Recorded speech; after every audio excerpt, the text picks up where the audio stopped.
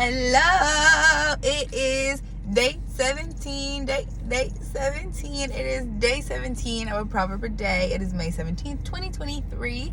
If you are reading and watching along with us, hey. If you're not and you just found this video, hey. If you want to join, go ahead. We just reading the Bible. The word is the same. You might have a different translation, but still go ahead, okay? So we're going to go ahead and get started. We're in the car again.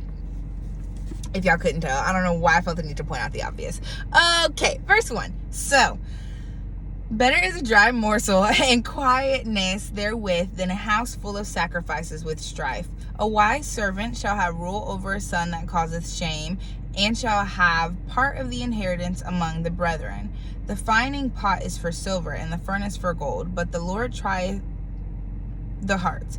A wicked doer giveth heed to false lips, and a liar giveth ear to a naughty tongue. And so, verse 4, my translation is, birds of a feather flock together. Like, if you don't speak truth, you're not going to seek truth. And so, a wicked doer give heed to false lips, a liar giveth ear to a naughty tongue. Like, liars, they're going to hang out with other people who lie. Gossipers, they're going to hang out with other people who gossip, because that's what they do. That's what they want to hear. That's the kind of information that they want to put out and ingest, right? 5, whoso mocketh the poor reproacheth his maker, and he that is glad at calamity shall not be unpunished. Children's children are the crown of old men, and the glory of children are their fathers. Excellent speech becometh not a fool, much less do lying lips a prince. A gift is as precious stone in the eyes of him that hath it. Whithersoever it turneth, it prospereth. And so God has given us many gifts. I'm reading from my journal. Nurture those gifts, see the value of those gifts, and watch it prosper. Yeah, so God has given us so many gifts. Like, each of us, we have a certain call, we have a certain purpose, we have gifts. There are things that a lot of y'all can do that I am just not anointed to do, and that is okay. And that is why God created you all. And one day I will meet you all, because I will need you all to do these things and accomplish these things. And that's what we're here for. And so when you realize what your gifts are, it's important to nurture those gifts, get in tune with those gifts, know those gifts, and then you'll see those gifts prosper. You'll see those gifts flourish, and you'll just see those gifts mature the more that you spend time with them. So verse 9, he that covereth a transgression seeketh love, but he that repeateth a matter separateth very friends. And so verse 9, which I went back to my Bible app, and turns out I highlighted that because apparently that was some heat to me. But basically, when you hold grudges, when you operate in unforgiveness, you are not operating in love. If your partner pisses you off and you are holding on to that grudge weeks later, days later, months later, whatever, especially after you've already said you're forgiving them, that is not operating in love. That's not love. That's not love. Love covers a multitude of sin, okay? We all are out here messing up. We all are out here. We say things, we do things that other people don't agree with, or that might hurt somebody's feelings, even if it was not your intention, even if it was your intention. Like, when you decide to forgive somebody, you have to forgive them. And when you love somebody, part of loving somebody is forgiving them.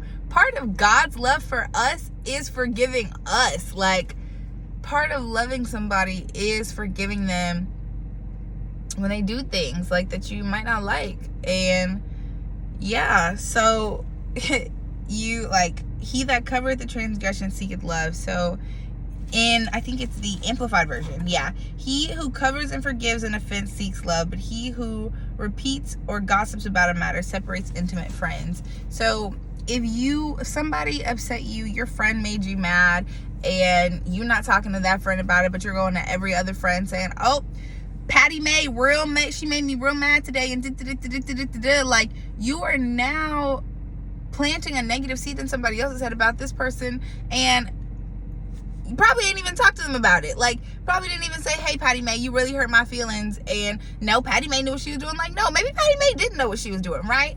And so, like, it's important to be a forgiving person. Like, and I think that's part of like love that a lot of people don't really accept, or a lot of people don't really exercise. A lot of people don't exercise that part of love, the forgiving part of love. And obviously, like, if people are out here just doing you downright dog dirty, dragging you through the mud, doing a bunch of illegal or just ungodly things to you, like, you don't have to be friends with them anymore. You don't have to hang out with them anymore. You don't have to be in a relationship anymore, but you do have to forgive them. Like, God calls us to forgive. Like, I believe the verse says 70 times 7, babes, and I'm no mathematician, but I know that's a lot, okay? And God calls us to forgive because before he can forgive us, we got to forgive other people. Like, so it's important to operate in a place of forgiveness, because the same way that you mess up, other people mess up too. And if you want to be forgiven, you got to forgive other people. You're not perfect. People aren't perfect. And that is just the life that we live in. Nobody is perfect but Jesus. So that, you know, that really gets me through the day a lot. Like, I be doing stuff and I'm like, it's okay. I'm not perfect. I'm not perfect. God is perfecting me, but I am not perfect. And that is okay. So, yeah. 10, a reproof entereth more into a wise man than 100 stripes into a fool. An evil man seeketh only rebellion, therefore a cruel messenger shall be sent against him. Let a bear robbed of her whelps meet a man, rather than a fool in his folly. And y'all, verse 12, I was very, very confused. I said, let a bear do what now? So I had to look it up. And basically, it's just saying, let an evil man meet a bear who just lost her cubs, right? To all the mothers out there, to all the parents out there, y'all ever had a moment where somebody was trying to take your kids away from you and how riled up you were? That's what the word said need to be done to an evil man. Like, let that evil man meet up with a bear who lost his cubs, right? So, yeah. Where are we at? 13, whoso rewardeth evil for good, evil shall not depart from his house. 14, the beginning of strife is as when one letteth out water. Therefore leave off contention before it be meddled with. And so basically, it's just saying, like, whenever you get into some tussles, let me read my notes. The beginning of issues is like a small crack. It's better to end the conversation than keep picking, causing an explosion. So whenever you get into a tussle, you find yourself getting into a heated conversation, first of all, take a second. I am a believer of give yourself the gift of time. It is something that I am learning for myself as well. Take a second to gather your thoughts and see how you want to go about the conversation, and just know that, like, it says, like, it is a crack. It is a crack. So end it before it explodes. Before the well breaks. Is that the term? Before all the water get let out in the conversation, before you throw up all of your emotions that really sometimes don't even got nothing to do with the situation, and now you just made a mess of it. Like, take a second. End the conversation if you have to. Pause the conversation if you have to. Like, and I think I said this yesterday or the day before yesterday, like, it's something, we need to normalize that. Like, normalize, hey, I need a second. And it takes a lot, like, as a person who does that, but as a person that has also had that done to her, it takes a second for you to be like, okay, and like, okay, and now you gotta calm down, like, because now you're just sitting there frustrated and angry by yourself, and that just is goofy. Now you just look goofy. Now you just look silly. Okay, now is the time to really take that to God and be like, okay, God, when I'm sitting here with my feelings, because we done paused the conversation, and that's a perfect time to ask God for peace. Okay, that is a perfect time to ask God for patience. That is a perfect time to ask God for understanding, to understand the perspective of the other person that you were communicating with, right? So, yeah. Verse 15, he that justifieth the wicked and he that condemneth the just, even they both are abomination to the Lord. And so I wrote, be mindful of what you promote and what you don't. So if you know that somebody's doing something wicked, you know somebody's doing something that is not biblical, you know that somebody is doing something that does not align with the word of God, right? But you're out here promoting it, that's an abomination. That's what the word says. You want to question me, verse 15, Proverbs 17 and 15. It is an abomination to be out here supporting and promoting things that are not of God. The same way that is an abomination to tear down and talk about things that are of God and things that are just in the eyes of God. So, do with that what you will. 16. Wherefore, English, Claudia, come on. Wherefore is there a price in the hand of a fool to get wisdom, seeing he has no heart to hear it? A friend loveth at all time, and a brother is born for adversity. So, 17, I love this verse.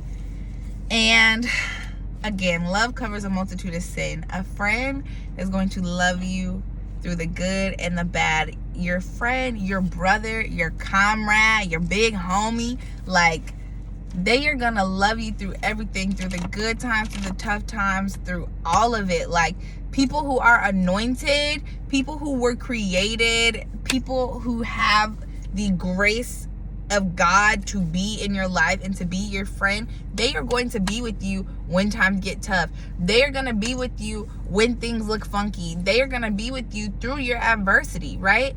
And if you know me well, you know that I have had a lot of friends in my life, and I've had a lot of friend breakups in my life, and I'm a believer that everything happens for a reason, a season, and a purpose. So I know that, like, those people who were in my life, they were part of my life for something, and I've learned a lot from a lot of my friends. And I also know now that the people who are in my life, like, in the capacity of the way that they are in my life, like, those people are anointed to be in my life. Like, they are literally an answered prayer. They are made to be in my life. They are made to be my friend. They are made to know that sometimes I'm not going to talk to anybody until 3-4 p.m. because of my schedule, and because I like to sit in silence a lot, and because sometimes I just really don't want to be on the phone because my job is on the phone, and I really get tired of, like, holding the phone in my ear, if I'm being honest. Like, they know that.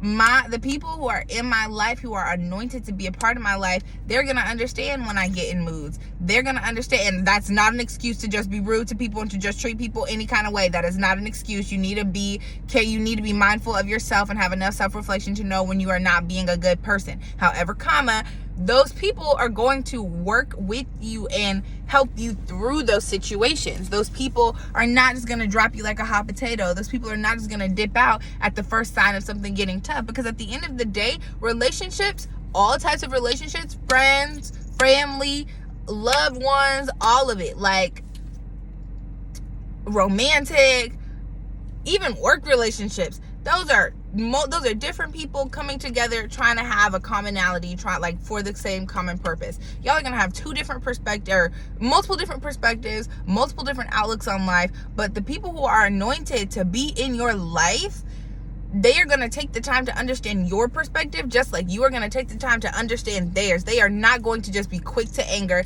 They are not going to just shut it down. They are not just going to go off and gossip about you. They are not just going to start calling you out of your name. They are literally going to sit and take the time to say, okay, Claudia, I don't necessarily agree with what you're doing. Can you help me understand? Can you better explain to me what exactly is going through your head so I can get a clearer understanding, since we are having this conversation? And those friends are going to be able to say, hey, babes, what you're doing, it's not right. It's not right. Not kinda. It's not right. And they're going to be there to help you and to uplift you. And yeah, people who are supposed to be in your life, like, it's going to be slight work to them. It is slight work to them to do the things that you need done in your relationships. It is slight work to them to love you and to care for you and to check on you once a week and to plan dates and to sit and watch movies with you when you're sad. Like, that's light work for them. It's light work for them to send you a scripture when they're reading the Bible and they think of you. Like, that's light work for people who are supposed to be in your life, for people who are anointed to be in your life, for people who are made to be in your life for a long parallelically amount for people who are made to be in your life for a long time. Like,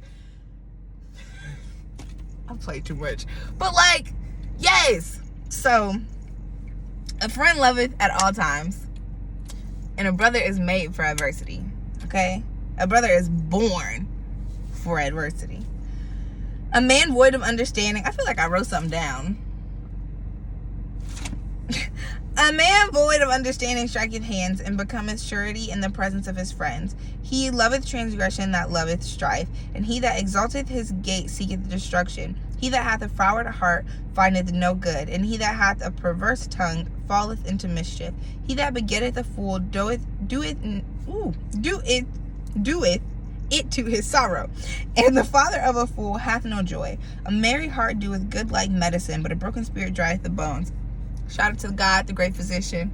The joy that God gives you, the desires of the heart that God gives you. And like, I need to put in perspective, like, when God gives you the desires of your heart, it is the big thing. It is the marriage and the house and the business and all that. And sometimes it is you just have this feeling like, I need to change the way I eat. You just have this feeling of, I need to start going for walks every day. You have this feeling of, I need to stop watching stuff like that. That is God changing the desires of your heart to align, to give you the desires of your heart, to give you the things that you need for the long, prosperous life that he has planned for you. And so God is giving you that joy. Like, shout out to the great physician, because that merriness, that joy, that is a medicine. That is healing something. Okay? It's not just treating it, it's healing something. So, yeah. 23, a wicked man taketh a gift out of the bosom to pervert the ways of judgment. Wisdom is before him that hath understanding, but the eyes of a fool are in the ends of the earth. A foolish son is a grief to his father, and bitterness to her that bare him. Also to punish the just is not good, nor to strike princes for equity. He that hath knowledge spareth his words, and a man of understanding is an excellent spirit. Even a fool when he holdeth his peace is counted wise, and he that shutteth his lips is esteemed a man of understanding. So, what Proverbs has been talking about for the past few days, we need to learn when to shut up. We need to learn when to stop talking. Shut up. Oh my goodness. One of my best friends, shut up is like a cuss word to her. Like, you cannot say that to her. It hurts her feelings so much. And like when you say it in an angry way. And so that's really random. I love her so much. But when I just said that, I said, oh, that sounds kind of tough. I don't mean it in a bad way, but like, we need to learn how to be quiet sometimes. We really do. We need to learn when not to reply to text messages, because not all text messages deserve a response. We need to learn when to remove ourselves from conversations. We need to learn when to just end the conversation. We need to learn when to just stop talking. We need to learn, that's wise. Like, that is implementing and applying wisdom, is knowing when to just stop talking. Is to knowing when to just hold your peace. Just hold your peace. And just, you know? So, that's all I got to say with y'all. That's all I got to English. Claudia, that is all I have to say to y'all today. That is the end of the video. I hope that you guys have an absolutely amazing day, night, evening, morning, noon, night, wherever you are, whatever you're doing. I hope and I pray that you feel God's peace with you all day, all throughout the day. I hope that you are applying the things that we are learning. I'm gonna tell y'all right now, I said this the other day, Proverbs is respectfully gathering me, because every day I'm like, this is something I just learned. I should be applying this. Okay, it is wise. It says it in the book. It is wise. It's a action of a wise person to get the counsel, to get the information, and then apply it. Okay, so I hope that we're all applying it. I'm still working on that. I try to apply it every day. When I don't, I have to ask for forgiveness and try to be better the next time. So, yes. I love y'all so much. Y'all have an absolutely amazing day, and goodbye.